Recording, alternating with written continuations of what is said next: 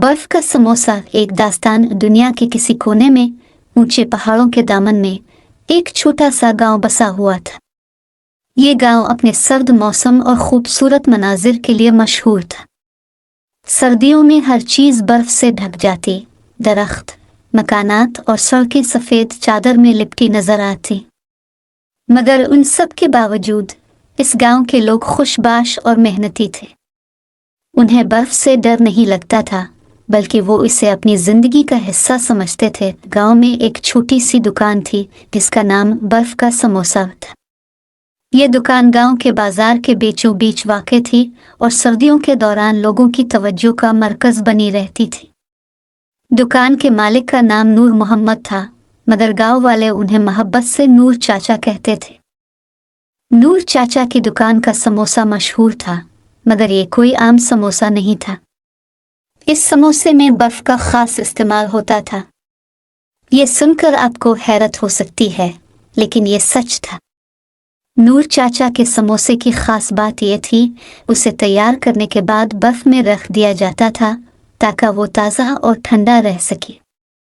यह समोसा न सिर्फ खाने में लजीज होता था, बल्कि बर्फ की ठंडक की वजह से उसकी खुशबू और जायका भी मुनफरद था। हर साल सर्दियों के आगाज़ पर जब बर्फबारी शुरू होती, नूर चाचा की दुकान पर लोगों का हुजूम लग जाता। हर कोई इस खास समोसे को चखने के लिए बेताब होता। गांव के बच्चों के लिए तो ये समोसा किसी इनाम से कम नहीं होता था। वो स्कूल से वापसी पर जेब खर्च से बचत करते और सीधा नूर चाचा की दुकान पर पहुंच जाते। नूर चाचा भी उन बच्चों से बेहद मोहब्बत करते और कभी कभार उन्हें मुफ्त समोसा दे दिया करते थे। एक दिन सर्दियों की शाम थी।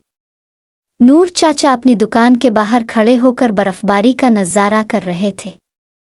आसमान से बर्फ के नरम गोले ज़मीन पर गिर रहे थे और हवा में एक अजीब सी खामोशी फैली हुई थी। अचानक उनकी नज़र गांव के एक नए ख़ानदान पर पड़ी जो हाल ही में यहाँ मुंतकिल हुआ था। उनके साथ एक बच्चा भी था जो अपनी माँ का हाथ थामे हुए था और दुकान की तरफ देख रहा था। नूर चाचा ने मुस्कुराकर उन्हें अपनी दुकान में आने की दावत दी। आइए आइए, सर्दी में बर्फ का समोसा खाए बगैर मज़ा नहीं आता, उन्होंने खुश दिली से कहा। ख़ानदान के अफराद थोड़ी हिचकिचाहट के बाद दुकान के अंदर आ गए। बच्चा समोसे की खुशबू से मुतवज्जे होकर काउंटर की तरफ बढ़ा। क्या ये वाकई बर्फ का समोसा है? बच्चे ने मासूमियत से पूछा। नूर चाचा ने मोहब्बत से इसकी तरफ देखा और कहा, हाँ बेटा, ये बर्फ का समोसा है। इसे खाकर देखो, तुम्हें बहुत पसंद आएगा। बच्चे ने समोसा लिया और इसे चखने लगा। इसका चेहरा खुशी से खिल उठा। वाह, ये तो बहुत मज़ेदार है, इसने खुशी से कहा। इसके वालिदैन भी समोसा चखने लगे और हैरत ज़दा होकर एक दूसरे की तरफ देखा। ये वाकई बहुत ख़ास है, हमने इससे पहले ऐसा कुछ कभी नहीं चखा। उन्होंने नूर चाचा की तारीफ की। ये सब बर्फ का कमाल है, नूर चाचा ने मुस्कराकर कहा। ये समोसा इसीलिए ख़ास है कि इसमें बर्फ़ की खालिस ताज़गी शामिल है। इस दिन के बाद वो ख़ानदान नूर चाचा की दुकान का मुस्तकिल गाहक बन गया। जल्द ही गांव के दीगर लोग भी इस दुकान की तरफ मुतवज्जे होने लगे। नूर चाचा की दुकान दिन ब दिन मशहूर होती जा रही थी और बर्फ का समोसा हर किसी की ज़ुबान पर था। मगर नूर चाचा की ये कामयाबी सिर्फ समोसे तक महदूद नहीं थी। उनका अखलाक, उनकी मोहब्बत और लोगों के साथ उनका बर्ताव भी लोगों के दिलों में घर कर गया था। गांव के लोग उन्हें इज्जत की निगाह से देखते थे और उन्हें अपना बुजुर्ग मानते थे। नूर चाचा की दुकान में हर आने वाला शख्स एक ख़ास तरह की मोहब्बत और अपनायत महसूस करता था। बच्चे, बूढ़े, जवान, सब उनसे दिल से जड़ गए थे। वो न सिर्फ समोसा फ़रोख्त करते बल्कि लोगों के दिलों में खुशियाँ बांटते थे।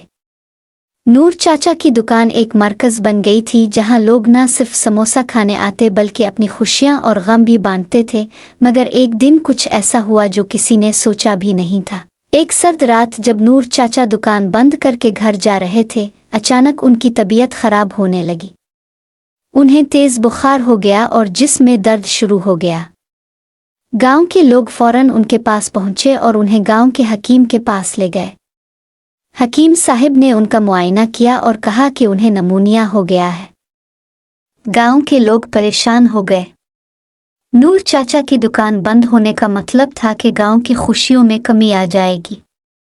नूर चाचा का सेहतयाब होना जरूरी था।